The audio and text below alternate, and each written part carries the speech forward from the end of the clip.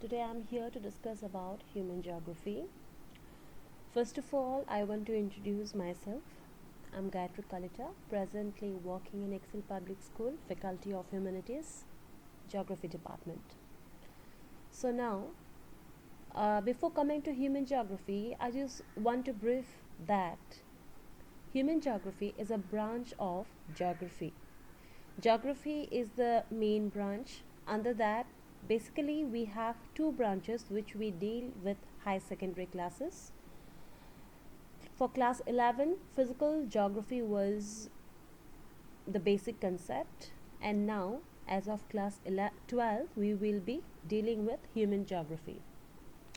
It is a vast concept, so all the chapters which are related in class 12 CBSE, it is from human geography. Now, in order to study the nature and scope of human geography, first we have to know what does human geography actually means. Human geography actually is the study of the earth's surface and the human beings which are associated with the nature. Now, human geography was first termed by a scholar named as Frederick Ratzel in the year 1882. Although he proposed the concept or theory of human geography, but Carl Ritter is considered to be the father of human geography. I think you all remember who is the father of geography. If you do not, let me remind all of you, it is Eratosthenes. And the father of geography, again I am repeating, it is Carl Ritter. There are many scholars who have put forward their own ideas in human geography. They have given their own definition in human geography.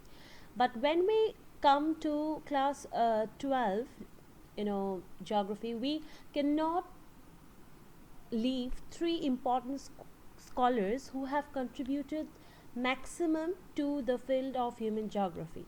First we have Frederick Ratzel, then we have L&C Sample, and then we have Vidal de la Blache. So when it comes to Frederick Ratzel, he defined human geography as the study of human societies and Earth's surface. While coming to L&C Sample, she defined human geography to be the study of unstable man and unstable earth. And while coming to Vidal de la Blache, he assumes that it is the study of conceptual study of human and environment. So thus we can see that human geography itself has various definitions given by brilliant scholars. Now, coming to the biggest confusion ever, till now we all have certain confusions. So in order to remove certain, or in order to come to a conclusion of such kind of confusion, let us now go through why, or people has been, the scholars, the scientists have been always arguing regarding geography as a subject to be scientific or it is as a subject to be descriptive, that is a subject of science or arts. When coming to the subject of scientific, we term it as nomothetic, and while coming to the subject of descriptive, that is arts, we describe it to be as ideographic. Now, subjects like economics, history, political science, they all give us certain facts and figures about the real phenomena. Similarly, in geography also, we give certain facts and figures based on a particular region. For example, the climate of an area, the agricultural productivity of a particular area, how much it is produced every year or so, etc. Now coming to nomothetic, that is scientific, all the science subjects like physics, chemistry, biology, etc., they have their own laws and these are universally accepted by all. Similarly, in geography also, we have certain concepts and these concepts are universally applicable.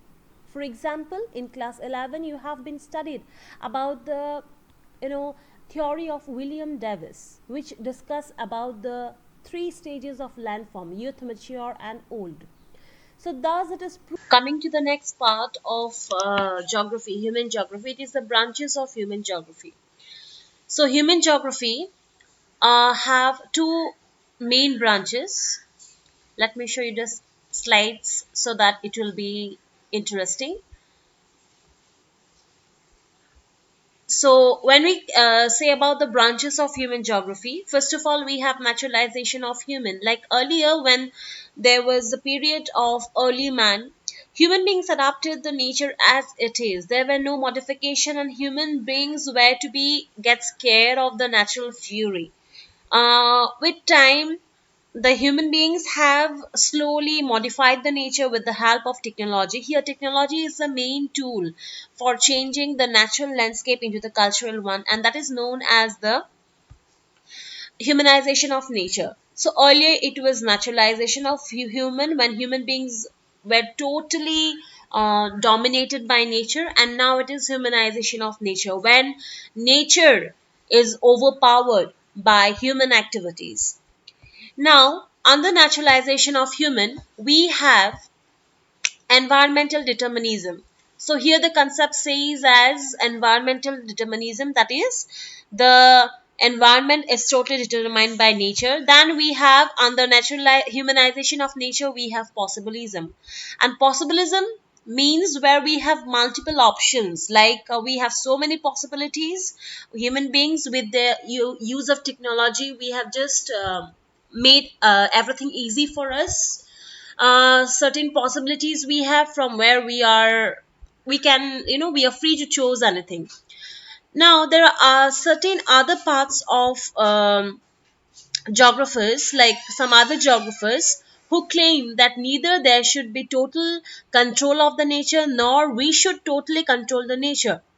Obviously, if we are left free hand, we might, go against the discipline. So in order to maintain discipline, the geography scholars, they have found a middle path, or we refer it to be as the madhya marg, that is a dichotomy in between environmental determinism and possibilism, and that is known as neo-determinism. So neo-determinism is a concept where neither we can go for total determination of the nature nor total freedom of the human being.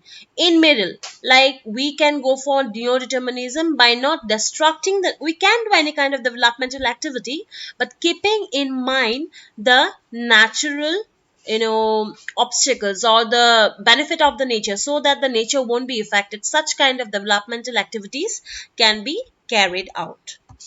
Now next, human geography through the various corridors of time. So first, as you can see, we have adapted the nature as it was, then we slowly learned to adjust with it, and now we have modified the nature. So throughout the time, the human geography is changing according to the real earth surface changes. Now, the various stages of human geography. So, here are the various stages. First of all, during the earlier colonial period, there were only exploration and description. Okay.